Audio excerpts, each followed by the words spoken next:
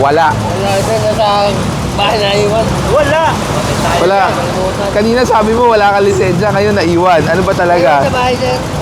Ayan. Lahat yung pwestuhan nyo. Huwag na kayo magpapapasok ng private muna. Walang magpapapasok ng private. Harangan natin lahat. Block nyo yung kalsada. Block nyo. Boss.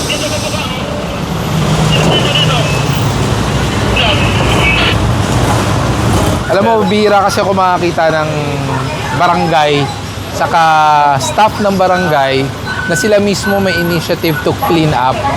Saka bihira rin ako makakita ng barangay na sila pa mismo pumupunta sa opisina ko nagre-request kasi nga gusto nila maayos yung barangay.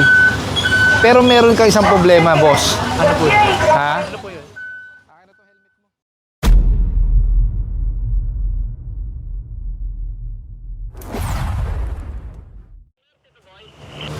Skog! Mabanti kayo dito. Corner. Corner. Pati itong mga gulong, bawasan na natin.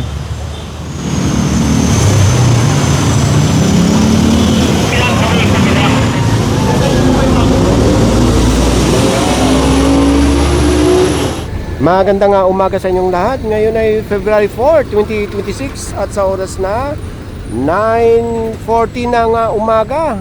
Itong direction na ito papunta ng BGC or northbound. Hindi nyo ba kukunin yung gulong nyo? Baka gusto nyo ba kunin? Bigay niyo iba doon sa kanila. Yung iba, pasok nyo na. Sa kanila daw yan eh. Yung iba, pasok nyo sa kanila. Sinasadya nila sa labas yan para Oo. Pasok mo naman sa loob. Sa kanila daw yan eh.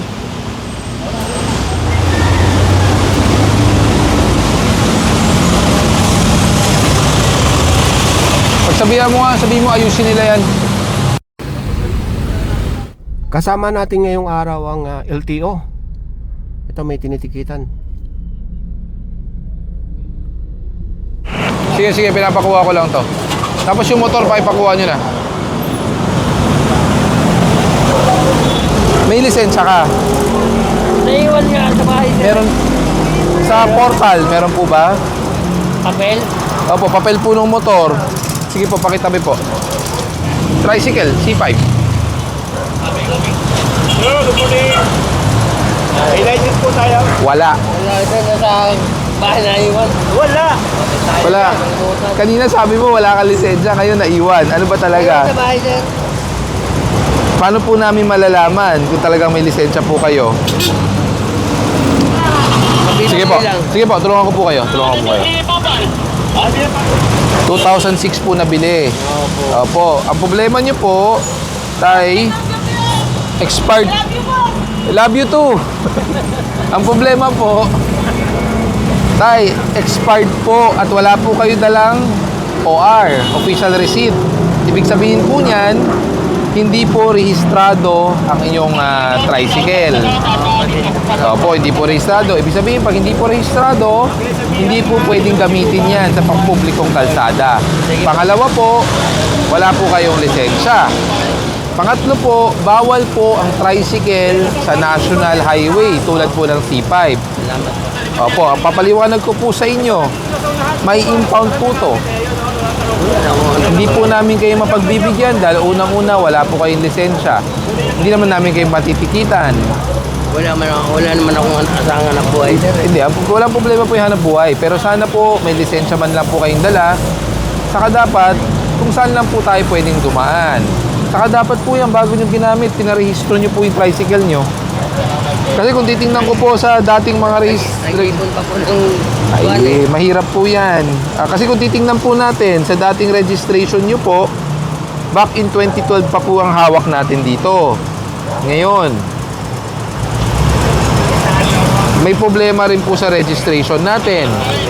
Kasi po, noong 2012, ang nakaregister po dito, motorcycle without sidecar. Ibig sabihin po, wala po yan kasi bisikleta na gagamit dito. Opo, so bawal po yan lagyan ng motor. Okay. Pasensya na po tayo ha, pero may impound po to. Ito ang andyan yung dating CR. Ano po ba to? Baka naman may up-to-date registration. Last year pa po nabili. 2025 pa po ng May. Ayan po yung acknowledgement na ginawa niyo po between dun sa pinagbilhan nyo. Saan po kayo nakatira? Pinag-PI po. Layo. Nakapagmaneho na kayo ng walang lisensya hanggang dito. Pakipicturean nyo muna, videohan nyo kung ano yung mga laman para siguradong walang mawala.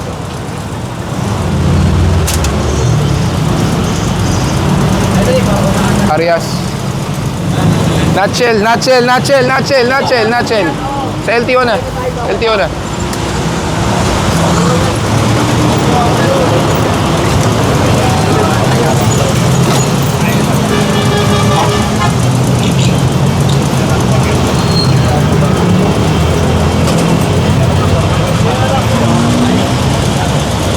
Okay na, na-videohan nyo na.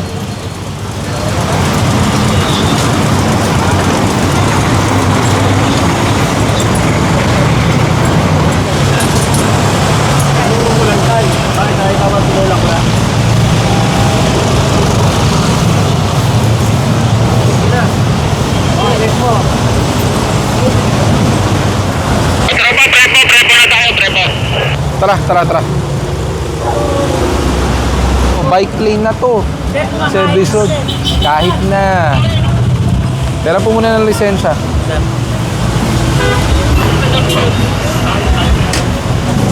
Dapat kasi pumark kayo ng maayos. Sana siniksik nyo muna dun.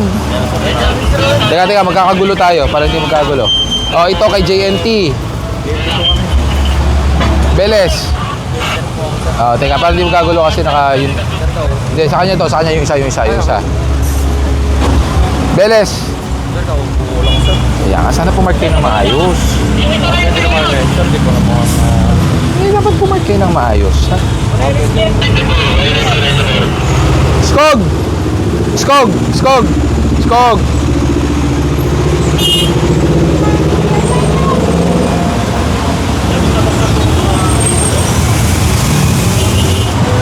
Ito yun oh. Pag gusto nyo magpakarwa, so hulog lang kayo ng 5 piso Channel rito. 7. Lalabas na yung tubig. Check.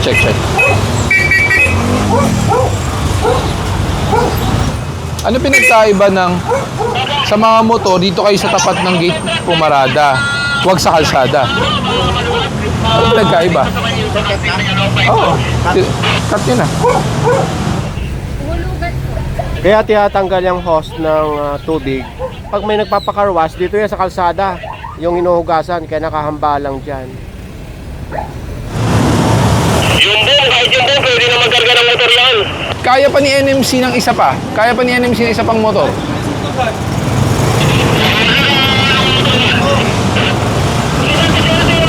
Boss!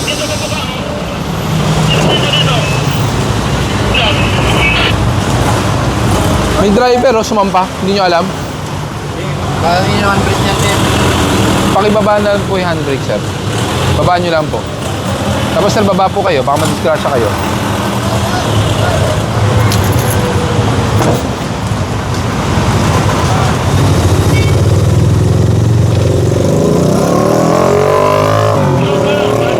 Doon galing yung motor sa kabila.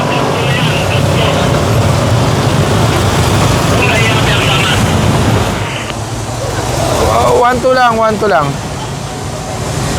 Dito lang yung barangay at ano lang, kinausap lang. Sige. Magmula dito sa may C5 Service Road, papasok dito sa may Welcome Barangay Pinagsama. Dito sa Barangay Pinagsama, ang mga name ng street, mga block. Nasa block 2 tayo at lot 18 and 36. Ayun oh.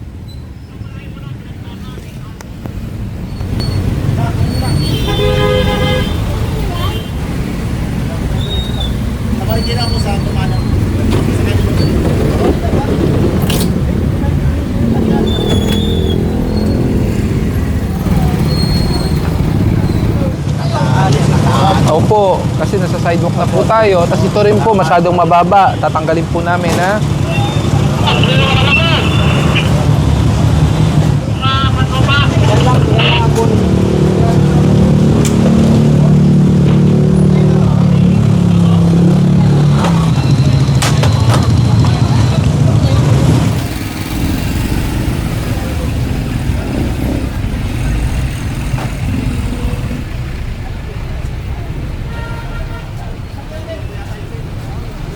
ayon sa matiga dito,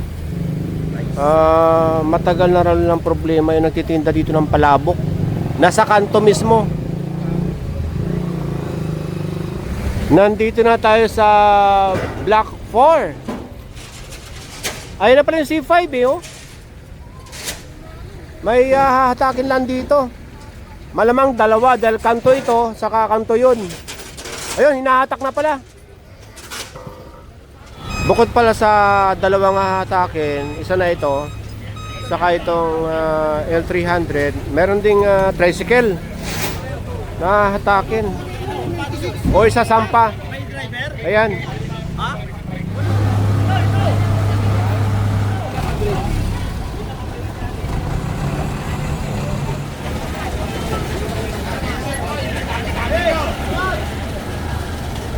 Nasa Block 51 na tayo at kumanan. Itong lugar na ito sa unahan ng pinanggalingan natin, ang nirereklamo may mga nakapark daw dito pero wala na ngayon.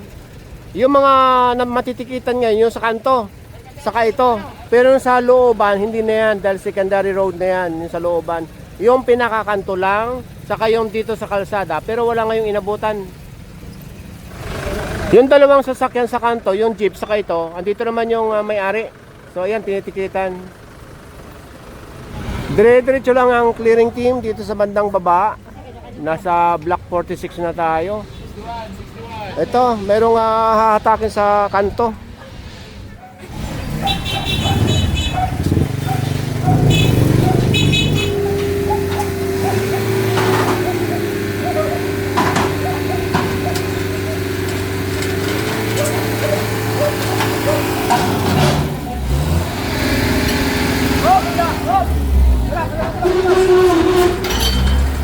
Hello! Ayan, mga kasama natin sa galaan. Mga buntis pa si ate. Ito na ang produkto. Oh, oh hello. Oh, yun na, mayak na. Bye-bye, bye-bye. Alam mo, bihira kasi ako makakita ng barangay saka staff ng barangay na sila mismo may initiative to clean up. Saka bihira rin ako makakita ng barangay na sila pa mismo pumupunta sa opisina ko nagre-request kasi nga gusto nila maayos yung barangay. Pero meron ka isang problema, boss. Ano po yun? Ha? Ano po yun? Akin na to helmet mo. Ay! Parang napanood ko na to ah!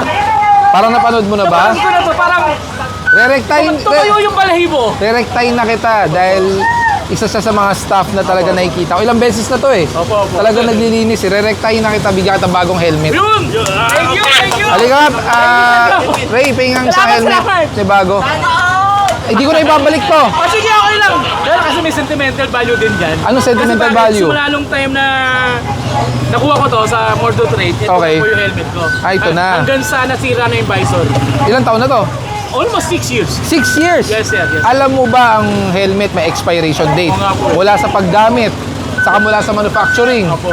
Alam mo yon? Ngayon lang ako nagkaroon ng idea. Pero actually dito, makunat na yan. Makunat na. Buti na lang ikaw, di ka makunat. Dahil matigas ka sa paglilinis ng Oo kalye. naman, siyempre, in behalf na rin kay Kapitana yan. Yan. Essentially. O, Kasi, on siya behalf lang naman ng aming ahensya, dahil tumutulong ka, Thank you, thank you. bibigyan ka ng reward na bagong helmet. Ay, salamat po. O, tago mo sir. to, sentimental. Thank you. Meron Maraming sa salamat, likod. sir. Overwhelmed naman ako, sir. Thank you na Nat. Pero na-overwhelmed naman ako talaga. Talaga. Thank you very much po talaga. Papatungan ko muna Sige, to okay ha. na po, sir. Siyempre, kahit na ano. Thank you. Salamat. Mabait isang ko, di ba? Mabait, di ba? Kaya yung mga sinisita ko dito, huwag kayong magagahit sa amin. Trabaho lang din kami. Okay? Meron tong extra visor, meron tong spoiler, ikabit mo na lang ha. Thank you, sir. Dahil napakasipag ni Bear po. ni Bear. Kasama ng team ko, may mga team din po ako, sir, na makakasama po dito. Yan. Dahil si B, sumasama din po sa amin. Yung nagtatrabaho na maayos, bigyan natin ng konting reward. Sukat ko yan, sir. Large to. Pwede. Ito bakit masikip sa una? Gagasgas yung hindi na. Masikip to kasi ito, tinatawag dito, memory foam. Ayun dito. Oo, so huhulma sa mukha mo yan. May isa pa yan. Oh, Sa ano na to yung... dual visor yan. Oh. Testing natin. Baka magasgas. Iingatan ko to, sir! Ingatan mo yung ulo mo.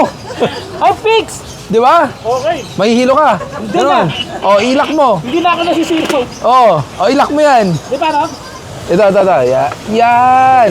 Ito lang. Ito, ano to? Para sa may hangin. Okay. Yan. Ito ang lock niya, nasa ilalim. Yan. Ay, hindi na magagasgas bulbulan mo dyan, pare. Meron pa isa.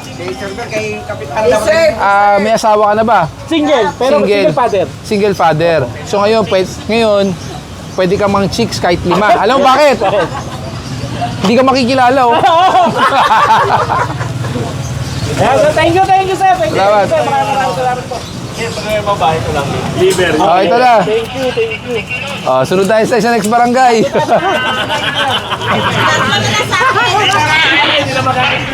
Magmula sa looban ng Barangay Pinagsama, nandito pa rin tayo sa may C5 Service Road. Ito yung ramp papunta ng pagpakaliwa, papunta ng BGC. Ayan, Market. Pagpakanan, ito yung Hotel 101. Dito yung mayroong complaint ng mga illegal parking sa paligid nito. Yung ibang team andun sa Hotel 101, tapos tayo naman dito naman sa laging napapasadaan ito yung may karinderya dito na laging maraming ayan. Lahat sa yung pwestuhan nyo. illegal parking. Huwag na kayo magpapapasok ng private muna. Walang magpapasok ng private. Harangan natin lahat. Black nyo yung kasada. Block nyo.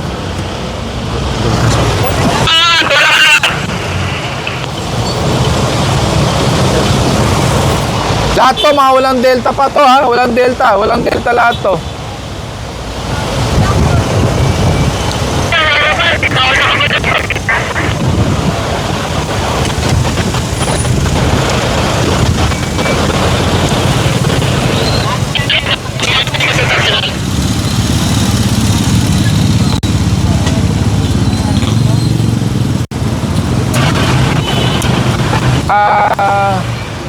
Sino pwedeng may maniket pa?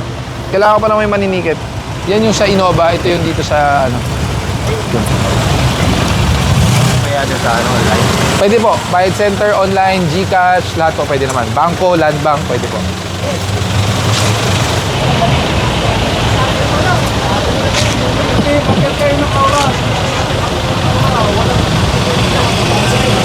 Yung mga natikitan, paalisin nyo na, ha?